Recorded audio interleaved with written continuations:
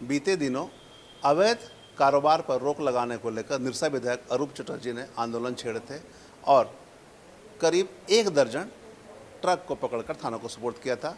फिर बाद में वार्ता हुई। वार्ता के बाद फिलहाल अभी आंदोलन को स्थगित कर दिया गया है और उसके बाद आगे की रणनीति क्या होगी, सीधे उन्हीं से जुड़ते हैं क्योंकि अभी यहाँ पहुँचे हुए हैं। सर, आपने एक आंदोलन छेड़ा था अवैध कारोबार पर लगाम लगाने को लेकर, एक रात कार्रवाई भी हुई है, दर्जनों वाहन पकड़े थे। फिलहाल आपने इस पर रोक लगा दी है, मैंने विराम दे दिया है, क्या अब आगे का आपका प्लान है? नहीं, देखिए, चूँकि केस करने का अधिकार हमारा नहीं है। हमको पकड़ के हम लोगों ने पुलिस को ही हैंड ओवर किया और पुलिस ने आश्वासन दिया है जो केस करेंगे। कुछ थाना में आया, कुछ तो पुलिस ने थाना तक भी लाना मुनासिब नहीं समझा, किसी की पेपर नहीं थी। आगे 10 चक्का का ट्रक में चलता था, अभी 18 चक्का का ट्रेलर में चल रहा। तो ये तमाम चीज़ें हैं, बड़े पैमाने पर चल रही है। 1-2 फैक्ट्रियाँ तो ऐसे है जहाँ 30 से 35 ट्रेलर से जा रहे हैं। तो हम लोगों ने कार्रवाई करने के लिए बोले हैं, आश्वासन मिला है कार्रवाई होगी। आशा करते हैं जो कुछ कार्रवाई होगी। तो आमतौर पर क्या मतलब बालू, लोहा, कोयला सब चीज़ों पर आपने बोला है? हमने एक चीज़ बहुत साफ कर दिया, जो ट्रैक्टर में जो भी थाना वसूली करते थे वो बंद किया जाए या फिर उस थाने में जाके धरना दें। तो सारे थाना को इंस्ट्रक्शन किया है जो कोई भी वसूली किसी ट्रैक्टर से नहीं होगी।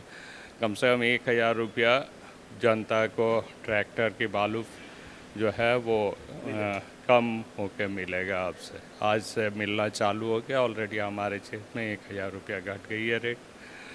लोहा की जो स्थिति है, निरसा गोविंदपुर जलापूर्ति योजना का हमको लगता है जितना काला पाइप था सभी काट के ये लोग बेच दिए। वो जलापूर्ति योजना अब होगी कि नहीं भगवान जाने। कोई शर्मा है गोविंदपुर का, वही पूरी डाक ली हुई है। तो कम से कम लोहा की गोडाउन जितना है बंद हो और इमीडिएटली जलापूर्ति योजना जल्द से जल्द कंप्लीट। कोयला, चूँकि वहाँ पर बहुत सारे भट्टे भी हैं ना, तो कहीं ना कहीं क्या भट्टा संचालक भी इसके जिम्मेवार है? देखिए, सभी की मिलीभगत से ही भट्टा की संचालन हो रही है। व्यवस्था जो है व्यवस्था ही गलत है और परंपरा गलत है। आज से नहीं, बहुत दिनों से चल रही चीज़ें जो हैं रुकनी चाहिए। पब्लिक सेक्टर यूनिट जो है उसकी लूट ख़त्म होनी चाहिए। अभी चूँकि अब आपने विराम दे दिया आंदोलन को, आगे क्या कुछ प्लान है, कितने दिनों तक ये? देखिए, आशा करते हैं जो जगह पर बैठी हुई है चेयर पर, चाहे BCCL के अधिकारी हो, CISF हो, पुलिस हो, प्रशासन, सब अपनी अपनी जिम्मेवारी को समझेंगे। तो कितने दिनों का आपने समय दिया है अभी आपने? अब से हम देख ले, 15 दिन तो देख ले जो भाई क्या एक्शन लेती है, फिर हम लोग डिसाइड करेंगे।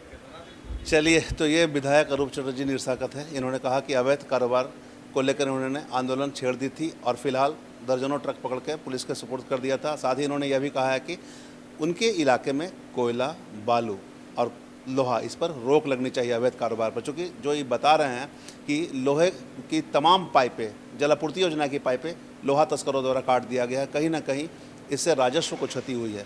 इन्होंने यह भी कहा कि 10-15 दिन का समय दिया गया है। अब ऐसे में इन्हें आश्वासन मिला है कि इनके इलाके में या जो भी अवैध कारोबार हो रहे हैं निरसा क्षेत्र में, उन पर रोक लग पाएगा।